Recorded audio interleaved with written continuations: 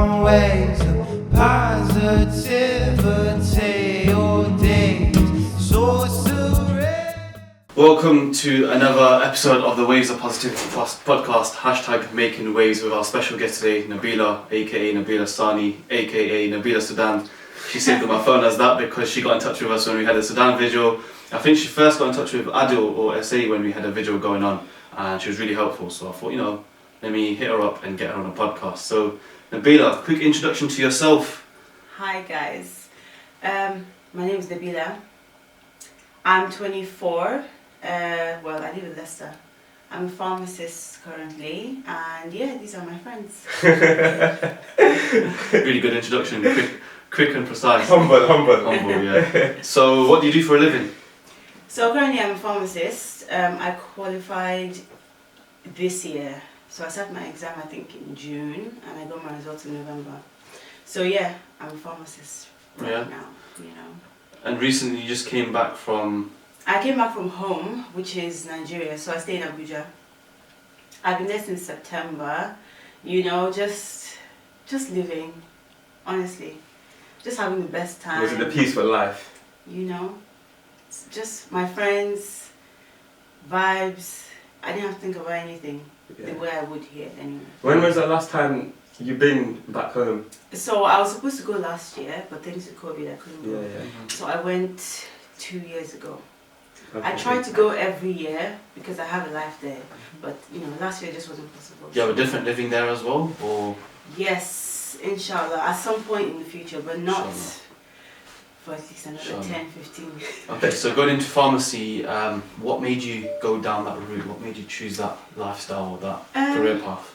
So it wasn't really straightforward, to be honest. It was just so many things. Okay, so I wanted to be a doctor, and it just wasn't possible because I moved when I was 16.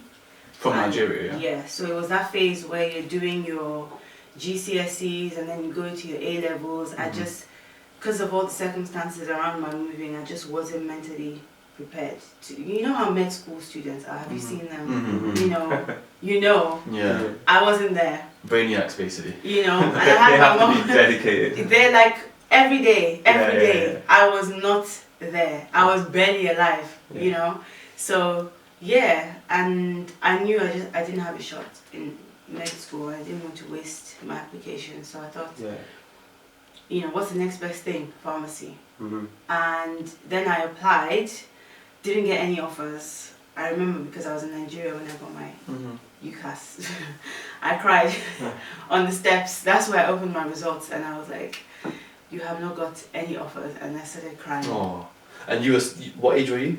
I was 18. 18, and you were in Nigeria at the time as well? Yes. So when you came to the UK at 16, did you come to the UK at 16? Yeah. And then did you go back? So I was back home on holiday. Okay, so you're still going every year, Yeah, basically? Okay. but I was there with the whole family, so everyone knew I failed. Oh. So, Plus you're back home, so it's even worse. Yes.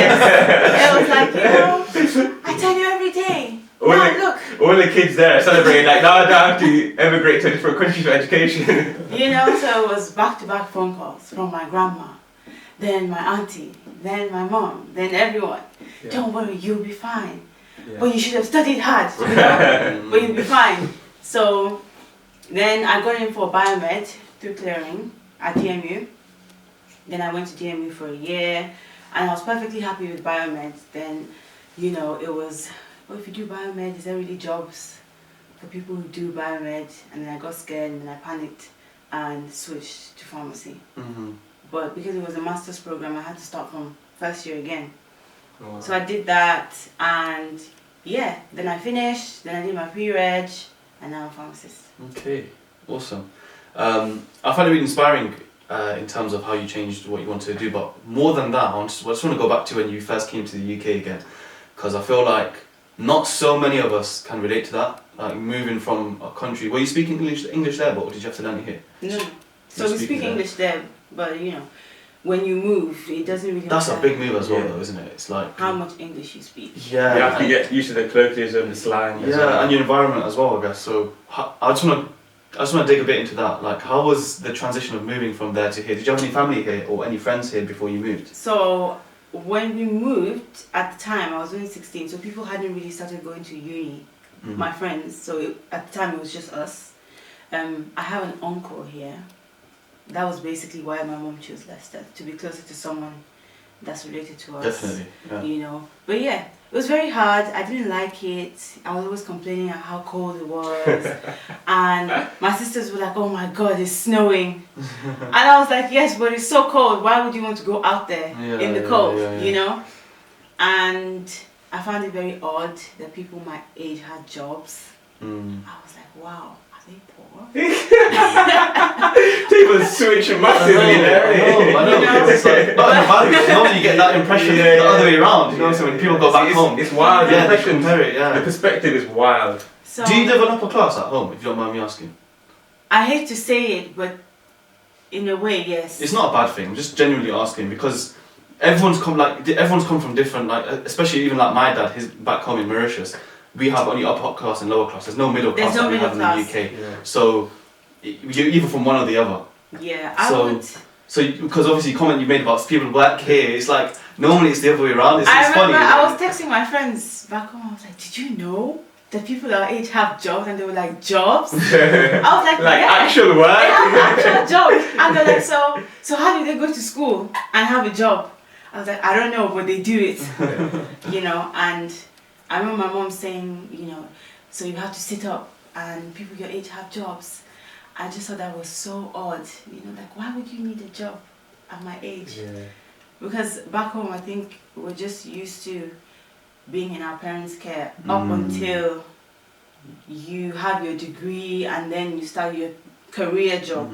Yeah. There's But no I concept. guess over there the education isn't as expensive as it is here though as well. It's expensive. In terms of Naira, it depends. So there's government schools which are pretty much shit. Yeah. You know, terrible schools. And then there's private schools which are, I mean, quite Yeah, expensive. yeah. Did you go to a private school? I did. Everyone I know Fortunate. went to a That's private good, school. mashallah. That's good. Alhamdulillah. What else was a different cultural change of coming here? People made so much small talk. I wasn't used to it. Like if I say good morning, just say good morning and that's the end of it. You're right.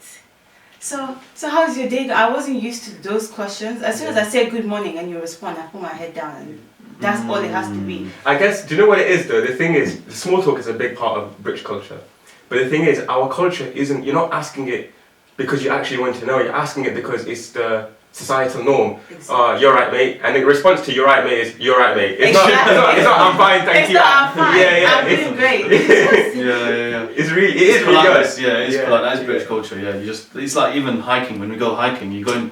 One group's coming up the mountain, one group's going down. You pass each other. If someone says you're right, you say you're right back. That's it. And How's that's the climb? Good. How's your climb? Good. It's like same questions back and forth.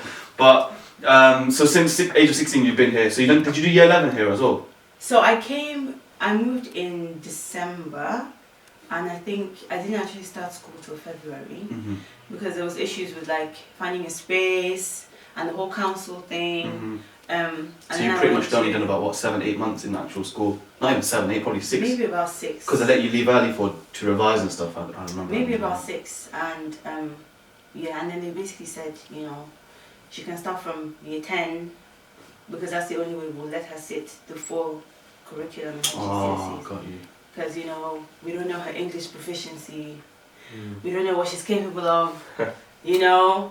And there was my mom pushing. My mom was like, "No, she can do it. She can do it. She can do it. She's top of her class." And they just didn't believe me, you know.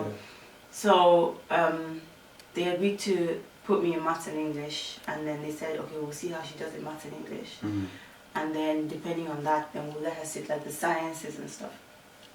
So that was it. I did maths and English. I did really well, and then they were like, "Okay, so she can do science and all the other stuff." So I didn't have to start from year 10. The kids were terrible. Which school? I went to Beaumonde's. Okay. Says a lot. You don't need to explain. The kids were horrible. I couldn't believe the questions they were asking me. I was like, have these people left Leicester? Ever? This girl asked me why I had a phone. She said, "Oh, did you get your phone here or in Africa? Oh, Then I looked at her, I was like, why do you think it's odd that I would have a phone? and the way she said it, did she say it in a banter way, or was she serious, or was she racist? No, she was dead ass serious. Yeah, I it's one of them remember ones where they just haven't been exposed to the And culture. you're a new kid as well, so it gives even more attention I to got- you. I've got an interesting question, something that I feel like a lot of people, even though that they're born in the UK, struggle with and they lived here for a lot of their lives. So, am I right in assuming that you have a very good circle of friends here in Leicester or in the UK? Yeah. So I want to ask you, for our viewers, like so you've come in from a completely new country, year 10, completely shocked by the culture, you don't know anyone, you don't know how to get around. So from going on to year 10 to your friends that you have now, your close circle, like how did you find them? What steps did you take? Like how did you build that circle, or how did you find yourself in that circle? Like how did it happen? So that's actually a very good story. I was basically friendless up until the last half of college, because I went to Regent. I'm really sorry to put in, but when we both went to Nasser's wedding, and he told me, I said, how do you know Nabilah? I knew her from Sudan thing, like only like 2 years ago. He's actually in Regent. I'm like, what? Because I was in Regent as well, but I was in Regent and Kuwait, but I've never seen you once. I never saw you once in Regent, so like, it's one of those ones, like, it's such a small college, but did you ever see me there by any chance? I never Probably, saw, because I was there as well, you probably seen in passing, but... Yeah, but man. never really Yeah. I ain't gonna lie, I was always in the library though, I was always working. For real? He's a liar. A-levels, trust me, A-levels, I was Liar. studying, man. School I was a mess about, I went to college. Sorry to butt you in. I mean, so I didn't have any friends. I gave up at Beaumont-Leys because, you know, Yeah. the kids thought my accent was really funny, and that at the beginning I didn't really care so much because I was like, okay, I'm only here for a couple of months, you know. And this girl asked me, because I think I was talking about my birthday with the English teacher because I didn't have any friends. And then, so she asked me, she was like, oh, I bet your dad's like a king or something. And I was like, yeah, and my uncle's giving me a Porsche for my birthday. And she believed me. And I couldn't believe that she believed me. I was like, is this girl, is she okay? You know? But after Beaumont-Leys, I went to Regent. I didn't know anyone. I've always kind of struggled with like social anxiety, and I understand. the friends I've had from even when I was back home were people I knew for a very long time, and it was always meeting in like a school setting or something. I've never had friends that I just went out and just met, because I didn't feel like I had skills to meet people like that. So yeah, I really struggled. I went school and home.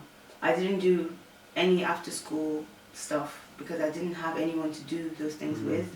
I was so miserable, you know. That's for about 1 year? Was that? Yeah, about so 1 this year? was like my first year. Yeah. I remember I used to have my lunch on the stairs because I couldn't, and I used to go for lunch way before everyone else. Just because you know when you walk in, it's just like a sea of people. There's so much noise and everyone is on their different tables, and I just, you know, so I'd get my lunch. What table did you belong on? None. I'll tell you now, none. I got my lunch and I went to the stairs and I had my lunch and I went back straight to class or the library or something. This is school you're still talking about, right? Yeah, so this is in college. Oh, college? Yeah. Regent? Yeah. And then I think it was in my second year, and I was like, okay, I have to make moves now. This is Time to shoot your shot. This is enough, you know? So I remember I met Rabia. She was actually in my class, but I'd never really spoken to her. And then I went to the canteen and she was the only one there. I think it was she and a friend of hers. So I just thought, you know, I mean, you have nothing to lose, girl. If she says no, you go back to square one, which is you have no friends. So I went over and I said hi, you know. I was like, look, can I be your friend? Did you say those words literally? Okay. And I think maybe she saw the desperation in my eyes, but she said yes. And she gave me her number. And then around the second half of college is really when I met everyone else through her. So Fortune and Zinab and everyone else, and Baku, you know, and then they became my friends, you know. And there were a few people that I'm really close friends with now that also went to Regent and had the same experience in terms of they didn't have any friends, and I'm like, where were you then? Mhm. We could have been the best of friends, you know. But yeah, it was really rough, and I think when I finally made friends, I just switched off from school. I was like, I'm not going to lecture, I have friends now, you know. So I was always on the field, just doing stuff, because now I had all these friends, you know. And alhamdulillah, I've been able to kind of carry my friends, because I'm still friends with all of them now. Yeah.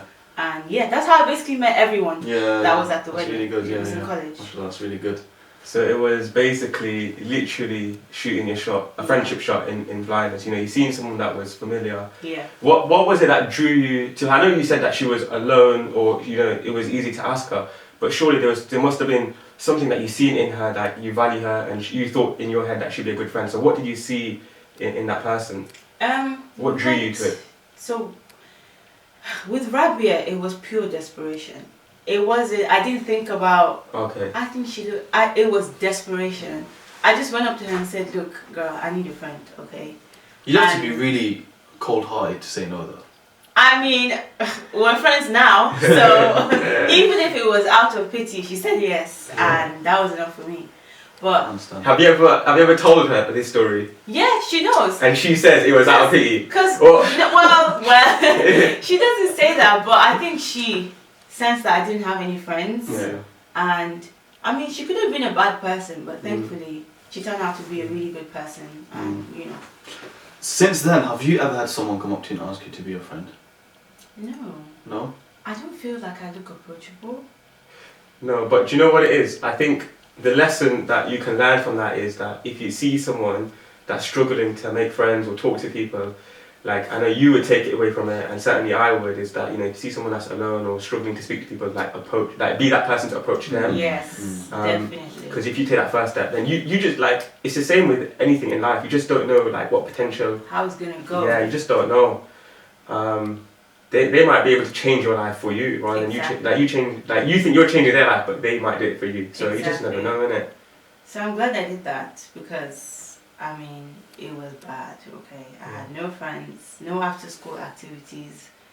I just went straight to school and back. And there was my sister who was making all these new friends. She had so many friends. She's a bubbly one then. She was going to town every day, and I was thinking, how does she have all these activities going on, you know? And it was just me holding on to my friends from back home. Yeah.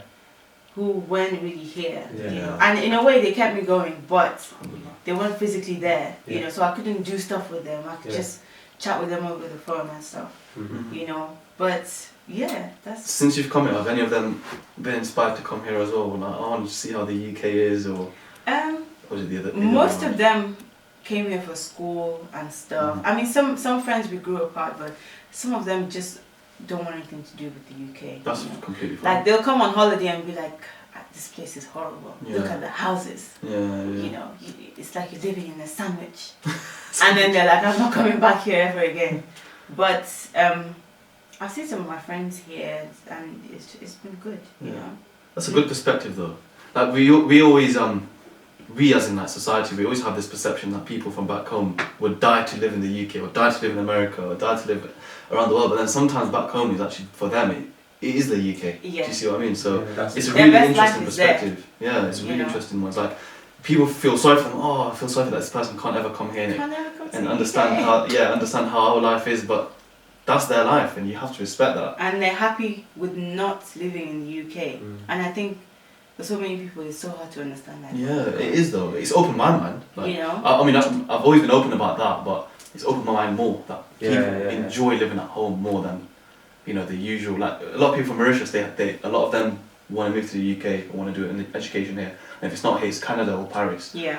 And then sometimes it's just good to tell them that, look, even if you can try it out, but it might not be It for might you. not work You know, for you've you. lived your whole life in a second world country, come into these countries, especially when you have everything that we have. You might not adapt to it, but Yeah. it depends on you, I guess, and your family. But going back to pharmacy then, so coming back on track to the question I asked you, what would you say inspired you, and what would you say would inspire others to get into that field? For a large number of people who do pharmacy, it's all about, I wanted to do medicine. But I also know of people who go into it and they love it so much they can't imagine going back to med school to study and stuff. You know, so I think it's a worthwhile career. Hopefully, the government will increase our wages the private companies will increase our wages at some point. But it's a lot of responsibility. There's a lot you have to know, and it's a bit different from a hospital setting in terms of medicine as a career because there's all these different professionals, and in pharmacy you have different professionals in terms of like your techs, you know, your dispensers, but ultimately it all comes down to you, what goes on in the pharmacy. So I think there's a huge amount of responsibility there. Awesome. So yeah, if you're someone that likes challenges, that likes to be on your feet literally all day, I can't do that. I can't be you know, and yeah, and you're good at organizing and multitasking and taking your lunch and still working at the same time, then it's for you. It's a lot of fun. You see so many people. Did you by any chance do year 11 work experience when you were in school? No. No, you didn't. Did you not get to do it? Because you came in February. Normally they do it in November. I didn't Normally. even hear about it. I just needed some GCSEs. Yeah. So year 11, right, man? I don't know if you I were did year 10. Yeah. Oh, mine's year. I think I'm sure mine was year 11. You know. Mine was year 10. Maybe I'm March. confused, but okay. Well, my 2-week work experience was at Jacob's Chemist, so it was at a pharmacy. And that's why when you were talking about being on your feet all day, I can literally relate to that because literally on my feet You have all to day. stand all day. All day, yeah. And then, but it was good. Alhamdulillah, it was really good. Like, it was a good family. That was just to have experience at work, to be honest. There was nothing. I would have never gone down that route, but it was fun. I can understand why pharmacists enjoy their jobs, especially because it was really like a family there. I did mine in a garage. Garage, yeah? MOTs? No, I worked in a tyre shop on Compton Road. That's pretty good. That was pretty good, yeah. Is it? Just such a chill life. What were you I doing? remember, yeah, so do you know, like when they handed out everyone their pieces of paper, like this is where you're going to work. Yeah. So everyone just had one sheet of paper. And when they had it in mine, yeah, it was literally stapled together, like at least 11 sheets of paper. And it was basically like where you're working, the contact number, the address, and then your health and safety stuff. So everyone just had one side. And open mine, literally 11 pages of paper, back and front, health and safety. Health and safety. I was like, yo, how am I allowed to work here? I'm only like 14. But yeah, it was such a good time. I enjoyed it a lot. Alhamdulillah, that's really good. So moving on to the next question. It might go a bit deep, but it depends on what you're comfortable with sharing. What are one or two of the biggest L's or failures or losses that you've faced in your whole life? Yeah, let's go with that first. What are the one or two biggest failures you've ever had? Whatever you're comfortable in sharing. Not getting into med school.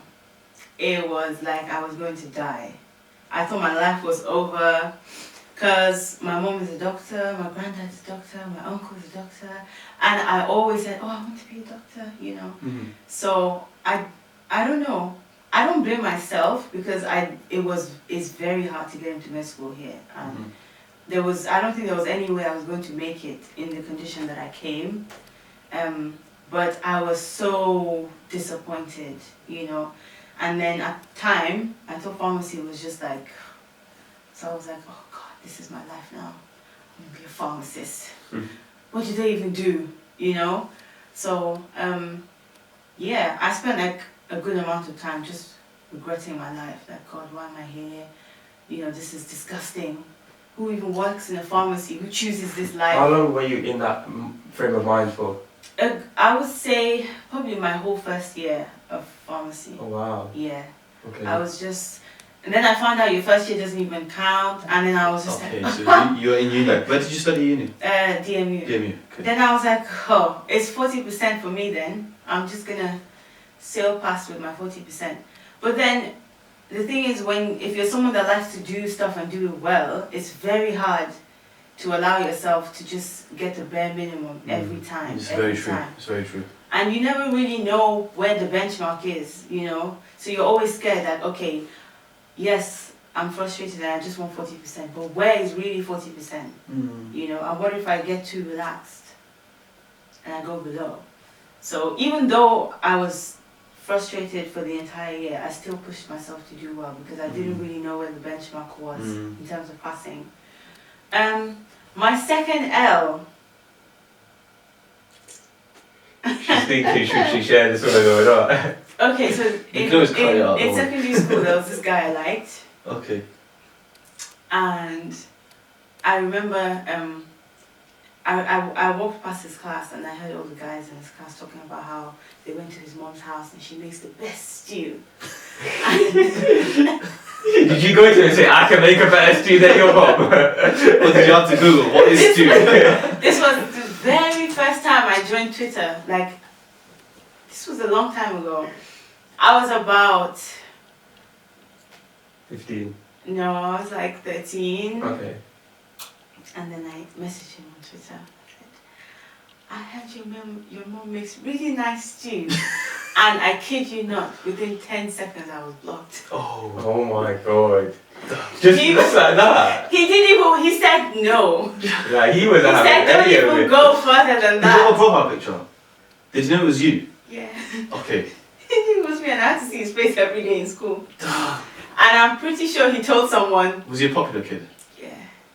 He was, Yeah. I thought he was so handsome. Oh my god. I was like, wow. Don't lie, you wanted some of that stew, innit? You didn't care about it, boy. I just wanted him to respond, and then I was like, okay, I'll take it from here. But he blocked me so fast. Oh my god, do you know what? I rate you for sharing that. I actually rate you for sharing that though. You know, I wouldn't have told anyone that I liked him ever in school, college, never. Realistically, she didn't. She just said that. I just You said I had know, no she had the intention to, innit? That was my intention, but I just thought, let me start with something small. Yeah. And he Oh, must man. have That's not so wanted innocent. anything to do with me because he blocked me so fast. Alright then, now this is a funnier question. How did you overcome that L? She's like, I never mean, sliding in anyone's DMs ever again. I was like, I will never slide in anyone's DMs. And I've never done it since that day. But I had to see him every day in school. So, at first I was like, To be fair, you could have just played it off like, I just wanted your mom's recipe. Like, you could have played it off. I'll do food check. he wasn't in my class. So he was 1 year my senior. Okay. So, he wasn't in my class. Yeah. But after a while, it's like, okay, I don't care anyway. So, yeah, it's happened. It's happened now. And he left, thank God. Oh, okay. So that's how you overcame the L. It helped. Get rid of it. It helped because as soon as he left, I was like, oh, I've deleted this experience from my mind. It never happened. Okay. And I never saw him again. Yeah. Okay. So that was that, But yeah, I was 13. That was. Do you know what I picked up on from the question Sully asked you was, he asked you about your two biggest L's and you named your biggest one, which was not going into med school. And what I found profound with your answer, your first response was that you don't blame yourself. And I think that's something that's so great to have, because a lot of us suffer from that. Would you say you put in the effort to try and get into med school? Yeah. So you've put in the effort. So a lot of people, they put in the effort and all of that kind of stuff, and then they fail, and then they just blame themselves. So what advice would you give to someone in that situation where they've genuinely tried, they put an effort in to accomplish whatever goal it is, and they fail for whatever reason, but they keep looking down on themselves, devaluing themselves, saying, oh, it's my fault, I should have done this, I should have done that, and they have all this regret. What would you say to that person? I would just say to focus on the situation now, because it takes up so much of your time thinking about what you could have done and what you should have done. Because at the time, if you gave everything and it didn't work out, it wasn't meant to work out. That's the way I think about it. It's different if you didn't put any effort. Yeah. But if you put the effort in and it didn't happen, is there really much you could have done to change the situation? I mean, from an Islamic perspective, which is how I try to look at things, there's the whole thing about destiny and things that are meant to be and not meant to be. Maybe if it's not meant to happen now, you're meant to do something else before you get there. Or maybe it's just not meant to be for you as bad as you want it right now. That's very possible. You can want something that's just not written for you. But I think you just have to keep moving forward. Everything will pass. I don't know if you read that message I sent in that group chat we had, and I came across this just a couple of weeks ago, where it was like a wise a Muslim man once said that if I get something that I wished for, that I prayed for, and I got it, I'd be happy once. Whereas if I prayed for something and wished for something and I didn't get it, I'd be happy 10 times. because the first thing I chose and the second thing Allah chose. So when I read that, I was like, that's so true, man. And this whole idea of, you know, like the qadr of Allah, like you're saying, like what you want might be delayed, but also it might be like, if you have done that, if you have committed to that and you went down that route, you would have got something that's bad for you, you never know. Or you're just going to get something better off. Exactly. And it's like that story where, I'm sure a lot of people have heard this, where there was a man where like he broke his leg and everyone in the village was saying, oh, you should be very upset that you broke your leg. And he's like, we'll see. And then the army's recruiting now because they've gone into war and they've recruited everyone except for him, and everyone in the village says, you're lucky. And he says, oh, we'll see. And then it goes on because the matter of life is you don't know if that situation is going to be good for you or bad for you until you go forward. And as Muslims, we believe that in everything that happens to us, even the Prophet ﷺ has said in many hadith, you know, that there is khair for every single believer, there is goodness for every single believer. Even if you can't see it or find it, no one can see it or find it, you have that firm belief and faith that this situation, this outcome, it is good for me. I just need to be patient. Exactly. I mean, I have a cousin she's a doctor. She does, what's the name of it? Is it ophthalmology? Optometry. Is that the actual medical? Is that for like eyesight? Yeah. Yeah, The optometry. really complicated one. But anyway. They say optom in short. We'll use that. Yeah.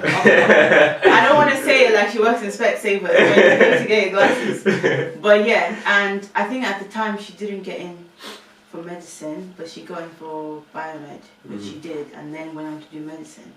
And I think being delayed and having to do 3 years of biomed eventually paid off, because you know she had to do all that and then apply for a specialty, and they looked on her application a bit more favorably because she had a biomed degree as well as her medical degree. So if she had lost it when she didn't get in for medicine and said, well, now I have to do biomed, what's the point of that? Or she somehow got into med school and then got to the point of applying, but she didn't have anything else to back up her medical degree. Would it have paid off for her? She'll never know, you know. You just kind of have to follow it. Yeah, I mean, even now, after I finished with pharmacy and everything, I sat my UCAT, I applied to Warwick, I got as far as interviews, and then they said no, you know. And I still went through that whole depression cycle. Like, I've done all this, I've bought all these books, and I haven't got into med school. Do I just not have what it takes? But, you know, I'm going to Ukraine, I don't care. So, the way I look at it, everyone will come out as a doctor. So, Are you going to visit Chernobyl there as well? am I allowed? Yeah. You You can can go on tours. I really wanted to go there. Has the radiation... I think they give you masks and stuff. Yeah, I you don't know. can't go to certain areas, but you can like get a tour through Chernobyl. Yeah. You have to do that. You I have know to do it. someone Trust who me, did. it looks so sick. I know someone who did. Yeah, I was watching her. Trees and stuff are Instagram. regrowing there as well, and there's like animals that live that habitate there. They're probably They're not normal normal. animals. No, they're not. No, they're not. I don't think so. They're not. They are. They're like foxes and horses. No, but Yeah, as but in- do they as have in- 2 tails? Do Oh, you 2 heads. Might have two heads. Yeah, like they're not considered to be Something of the, you can of take the on natural there. species. Like, if they- a cow was born there, you probably wouldn't eat. Probably yeah, close yeah, to yeah. You shouldn't. You No. should. Yeah. Yeah, don't go there and start eating. No, just be vegan for a bit. Mashallah, Nabilah, you seem like someone that's got a really, really positive mindset, positive attitude. I want to know what piece of advice you'd have for anyone that doesn't have a positive mindset or feels like they don't have a good positive mindset. What would you advise them on how that can help them in their day-to-day lives? I would just say it's normal to be sad when something doesn't go your way, or if you've planned, you've planned in advance for something and it doesn't come through.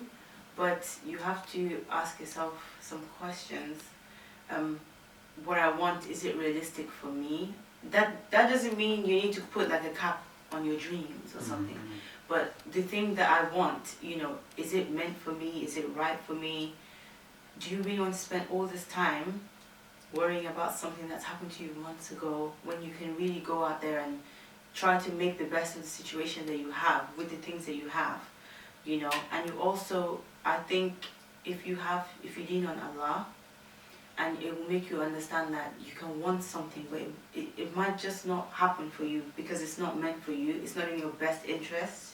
It's not something that's going to bring you happiness, even though at the time it might seem like if I don't have this, I'm gonna die, I'm gonna be miserable. You know, you can pray for something and it might never happen because there's something else that God has planned for your life, you know, and at the end of your life, if you don't have what you want at this moment, is it really going to affect you in 30, 40 years when, you know, at the end of your life, are you going to be miserable because you didn't get this one thing, or is it just going to be another experience for you? At the end of the day, if you trust in Allah, you might not be where you want to be, but you're going to be where you need to be. The thing that's going to bring you blessings, the thing that's going to make you happy eventually. And you just have to trust God on that. That's the way I do it. That's facts. Yeah, it's beautiful, man. Beautiful. So that was deep and good, but I want to do something that's a bit funny, and it's from anything that you've done and accomplished in your life. By the way, this question allows you to be big-headed, as big-headed as you can be. This is your safe space. This is your absolute safe space now. This is, you know, no embarrassment, no else. But what is something that you've accomplished or something that you've done in your life that you think other people look at you and be like, she inspires me? Well, She's getting the list. well, I don't know. I think just the way I handled myself when I moved here. I wasn't really happy about moving here. You know, I didn't have the best time, and with the circumstances and everything, I think I made the best of it. I think my sisters definitely look up to me. I picked up so much slack when we moved here because it was just my mom.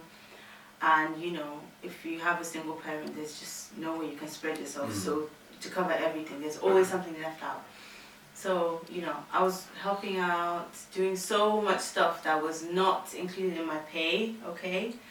I was doing like errands, I was doing so many things, and I was still going to school. And I just made the best of my situation. I did really good on my GCSEs. I flopped on my A-levels, but you know, I made friends, so... Big win. Did I really lose? Yeah, No. yeah, exactly. You know, but yeah, I think one of the best things about myself is just, if I have a really bad situation, I try to be realistic and just keep pushing forward, because once you let yourself get into that space where I mean, don't get me wrong, there's things that happen in life of which you're a victim, but you can really decide that, okay, I'm going to soak in this victim mentality, I'm going to die here and just let myself go, you know, but I think I don't allow myself to fall into that, because I don't think anything in my life has ever been really straightforward.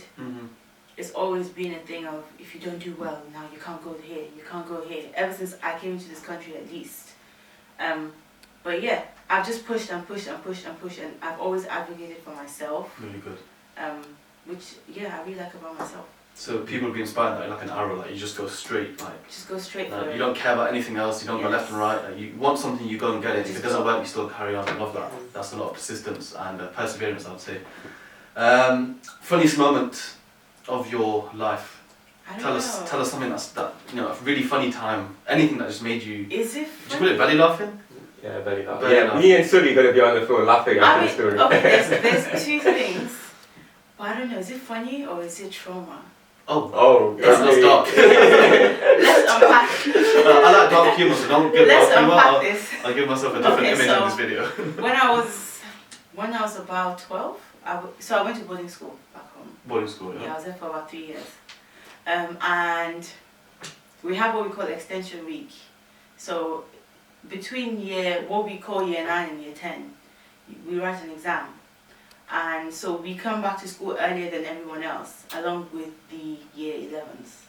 So it's just us, those two sets, right? So we're in school. And yeah, so we're sleeping, right? All I hear is someone smacks the living daylights out of me while I'm asleep. What? Pow! She's like, get up! I'm so scared. I get up and I'm like, oh my god, what's happening, right? So, but everyone else is awake, and they're shuffling us down the stairs. Like, I'm like, what's going on? Are we being robbed? Like, we can't be robbed. This is a boarding school. So they take us downstairs, and she's ringing the bell. There's a bell, so she's ringing the bell. At this point, I'm so scared. I'm like, but I spot my friend in the corner, so I'm like, okay, it's fine. So I shuffled As up. long as she's getting in trouble, I'm calm. So I shuffled up to my friend, and it's like, let's say this is our courtyard, right? So they line us up on the walls of the courtyard, and then all of a sudden it's like, one of you girls has poured a bucket of cold water on the matron's bed. Who's done it? I'm like, what? So why am I here? It wasn't me, right? But it's the whole set. And so they make us do the lizard. The lizard. What's a lizard? It's like a squat. Oh, is Mid-air. this mid-air? Yeah. What is going It's on? like, can they see me? If you stand up, I'm not sure if you stand up, but you can give an example. Anyway, Is so we're like this. You know what I'm thinking of, innit? Whoopers. We're like this. Okay. In midday you have to do that. Yeah. So she makes us stand there for 2 hours. Not 2 hours. Yes. That's not funny. There's people crying. There's No, but people you know what? Do you remember? I don't know if you had this in mosque. Yeah, if you messed around, you squat all the way down, put your hands behind your legs, And you hold it it. is. Yeah, that and the That was a mockery, bro. They made you like wall sits, they call wall sit, sorry. Yeah. When you sit against the wall, but so they made you do that lizard for 2 hours. Yeah. So I mean, there's people crying. Is it like until a person like comes forward that they admit they did Yeah. it? And I guess No one did yeah, it. yeah. No, and if I knew the person, I swear to God, I would have ratted them out right No, there. I would have That's yelled what- their name at the top of my lungs. I mean, we were out there by 11 p.m. We were there till about 3. In the morning. So, yeah. The thing is though, yeah, that kid who done it, it's not just about getting in trouble with the principal or whatever, it's like everyone in school's gonna hate him for a few days because they had to get hit and walk out. So he or she had to think about that as well. we're doing that, and then one of the seniors from the year 11, and I don't know why, but back then, year 11s, they were huge. I'm talking, they were like 6 foot something. Different. And the girls were so built, they were like tall, and then she must have been having a bad night because she came out, and so she's asking the matron, she's like, why are these girls here? What's going on? And then she tells her, and then she goes, really? So she asks 3 of us to go and fetch her some hangers, Oh And my rackets. god. right? And she starts whipping all of us. I felt like a slave. She was whipping us so hard. I was like, oh my God, this isn't right, no. Oh, right? no. She's whipping us, and the matron is sat right there. She's like, beat them. She's like, Yo. till the person comes forward, beat them. And she's hitting me so hard. I didn't cry, I just obviously. imagine that, and then that echo through the courtyard. And then she Yo. tells us to stand, and so we're all standing, and she tells us to come in 3s and do the lizard. And she's like, Oh, when man. when anyone touches the ground, I'm gonna whip all of you. So we're begging this girl, we're like, please hold yourself up. And she, I can't do this anymore. And then she just falls, and then we all get it. And I ain't gonna lie, this does not sound like a boarding school, this sounds like a boot camp. Did you join the army or anything? no. Sure. So, but I You was, walk in the wrong building. it was You must have loved coming to the UK. You must have loved school in the UK. But I think you should take that back about permanent. That must have been an amazing school. I'm right next to my friend, and we're just having a blast, Yeah. We're laughing, and we're like, I'm asking, I'm like, did you do it? She's like, no, did you do it? I'm like, no. After like some hours, we get sent upstairs, and then the girls in the room right next to the matron get told to stay behind, and this girl's like, please, please. Oh, what did that was? And then she's holding on to me. I'm like, girl, let me go. So and now we're all in our rooms, and the girls are cussing, and then this girl is like, whoever did it, I hope you turn into a yam in your sleep. I hope you're barren. I hope you die. And Yo. she's crying, and then obviously I can hear them torture the girls downstairs. Torturing This girl is girls. screaming, and she's like, You know what? God. Anyway, long story I short, might get banned from YouTube after this story. I know, man. they catch the That's girl. what's the funniest moment of it. Kids get beaten up. They catch the girl, and then the next day, I looked at her and I wanted to slap her in the face, Yeah.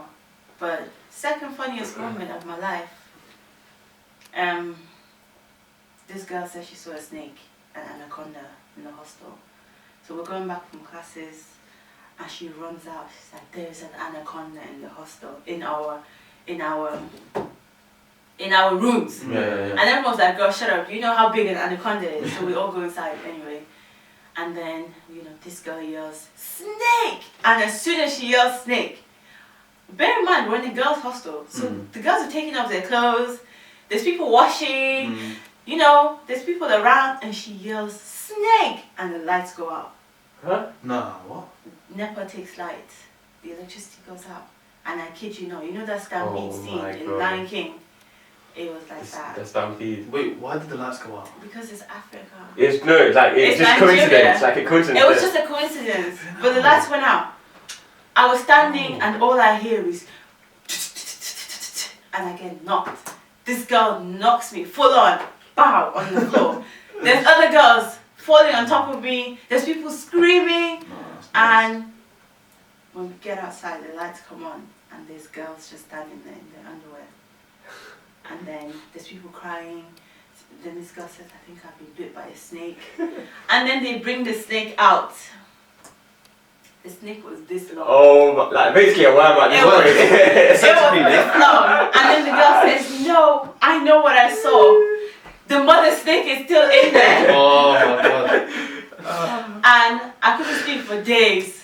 I couldn't sleep. And then the guys' hostel was just across and they're flashing torchlights at the girls, and there's people crying and then this girl says, I'm still a virgin and these boys have seen me, no one will ever marry me. I was like, I don't think it's that deep. Just it's okay.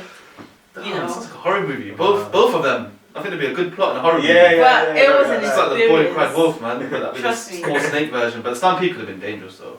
That could have actually killed someone. It could have, Yeah. but I think everyone has so much. It was Adrenaline. it was time to fly, bro. Honestly. Literally. I got a question for you actually. So we've talked about like your losses and all that kind of stuff. I want to ask you, flipping the table. I want to ask you if you can like share one of your greatest achievements in life. Like what was it? Passing my driving test. Passing your driving test. Okay, I want to ask you a follow-up question to that. What was like? So for you, for a lot of people, passing a driving test is just like whatever. But for you, why was it such a big deal? Like, what was the biggest like sacrifice or pain you had to go through to achieve that? So at the time, my mom really needed help because she wasn't working in Leicester. So it was very hard, like organizing a taxi to take the girls to school. So she was like, it would be really helpful if you could drive. So I was like, okay, And then I failed my, I failed that, by a lot. And then I passed it on the second time. And I don't know, I just felt like everyone was waiting for me to pass and I was going to disappoint everyone if I didn't pass. Then I went for my first actual one and I was so sure I passed. I was like, oh, this is a breeze. And then she said, I'm sorry to tell you, but you failed. And I burst into tears. And then I asked why, and then she said, I don't know, is it on Hinckley? There's this place, this junction, I think it's Saffron Lane. Yeah. There's this junction that says stop. And I slowed down just enough to see if I could go. But she said, stop means stop. Yeah. And that was the reason I failed. And then on my second Oh, it was an one, emergency brake. Did she charge you? Make you do an emergency brake before? No, it was like No, a giveaway. it was just, it was a giveaway. But did you not stop at that giveaway? I slowed down, like, I think I was in first it was gear. either a stop or it was a giveaway, and I think maybe back in the days you had to stop. And then on my second try, I almost hit a cyclist, like, coming out of the gate of the center. Oh, wow. I almost hit a cyclist and I was so sure I failed.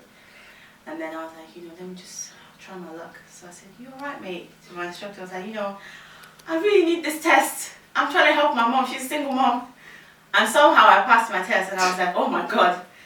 I almost killed someone, but I passed my But you test. passed. So, I mean, don't let them see this. I was so happy and, my mom was so proud. And, I was really happy, even though I cried the next day when I was driving because I stalled at the traffic light and I felt like everyone hated me. I think it's quite nice because like you were driven by a higher purpose, whereas a lot of people, like for me when I was doing my driving test, it was just like I want to be the first one out of my friends to do it, drive. and I want to like take my friends out, and I want to travel and That stuff. was legendary. Even though like the cost was stupid high, stupid high. But like when we compare like the things that we go through with other people, for us it's such a minor thing, for others it's such a huge thing. Yeah. And I think when you don't have that empathy or that emotional understanding, like when you like I had this for so long. I used to struggle with this a lot. Like, why is everyone like celebrating over passing GCSE? Why is everyone celebrating over getting into college? Why is everyone celebrating over these small things? Like, it didn't make sense to me. Yeah. Until when I matured, I went to college and I started working, and I was like, whoa, like it actually means a great deal to so many people because of their experiences and their life and their scenario. And so from that moment, through that transition, through that phase, I was like, you know what? If someone's happy about their win, even if it's something as small as like speaking to someone in a shop, like having a conversation like this, that person's happy about it. Like, why take it away from them? Yeah. Like, celebrate it with them. Yeah. Because you just don't know like what struggle they've been through to accomplish To get that. there. Yeah, Exactly. yeah. Exactly. 100%. I think that's amazing, man. Any other initial question you want to give? No, that was it. Yeah. One piece of advice that you'd give to anyone about anything. Doesn't matter about med school or you moving here and stuff like that. We've gone through the whole story, but any piece of advice that you just tell someone, it could be anything. Absolutely anything. If you're Muslim, please, please, please, please, always pray istikhara. For anything, even if you want to travel, just pray it. Because trust me, I'll tell you now, it works. Okay? It saved me from so many horrible things. Always pray. I think people really underestimate just how much, Allah listens to us. And the kind of things that go on that we can't even see to make things happen in the physical world. And I know that now, people don't think it's cool to believe in the spiritual, but trust me, it exists. So just pray. There's so many things that are happening behind the scenes. And I mean, yes, you just wake up, you do this, you do that, you go out with your friends, and you don't see so many things that are happening in your life that can affect you. No, it's the bigger picture. Yes. And I feel like a good way I've been able to help myself make decisions or at least make decisions and trust that I've done things to the best of my ability is to pray istikhara, because then you have that backing from God, and when things don't go your way, it's so much easier to accept. Completely agree. Even before I got married, I've done istikhara. Even though this person's the one for me, it's my soulmate, but you still have to do it just to confirm that this just is to not. confirm from God. Is God, confirming this. Just for anyone that doesn't know what istikhara is, could you just briefly explain what it is? Yeah. So istikhara is a special prayer that Muslims do. I mean, I know some Muslims might not know about it, but it's a special prayer. I would say it's a prayer that you make when you want to seek Allah's guidance on anything. Yeah. If you have a big decision to make, if you're at a crossroads in your life and you really need guidance, you need Allah to make that decision for you, or at least show you which decision. Make it easier for you. Or make it easier. So thank you so much for coming on the show. Thank you guys for having me. Thank you so much. The podcast is really appreciates you. I think Aadil would love editing this video. I think, if I'm correct if I'm wrong, but I think you're the first female guest on our podcast, actually. I think so. You are. Yeah. We've I had watch your lives. videos. We've had watch live. We had Waves of Positivity lives with females. Done any radios with them? Potentially. I think we have. Yeah, we have. First female podcast. But that's because mashallah, you're really outspoken. You're really confident with what you do. Like when I approached you, said, "Do you want to come on a podcast?" Do you know the thing is, we didn't even touch on the humanitarian work she does. Yeah, I know. There's a whole other side to the dealer. There's a whole other side. Maybe you have to get a radio show with her, or we do another podcast with each other in the near future, Inshallah. which we can touch up on. But yeah, you listen to the #Making Waves podcast from Waves of Positivity, workshops, radio shows, charity, etc. Thank you so much for listening, and I hope you guys get a lot of value from this podcast. Nabila, where can everyone find you if they do want to, connect with you? So etc.? follow me on Instagram. Yeah. So my username is NABI_SANI, and then on Twitter just type Nabilah Sani. NABI. Do I have you on Twitter? I follow you. What's so stubborn for? So I follow you. Stick it on him now. What about LinkedIn? Not on LinkedIn? No, but everyone says to It's go not on to be slept LinkedIn. on. You need to get a It's not to be slept on, especially in your situation right now. Perfect. Make your connections. Connect with us. We'll share something about what you do, or even this podcast. Like if you can share something, and then our network can see. Like LinkedIn's not to be slept on. Honestly, it's like underrated for our generation. Underrated. It's a good connection platform. Yeah. Amazing. Honestly, a lot of people got jobs from there alone. Business connections. My meetings. sister's always talking about connections on LinkedIn.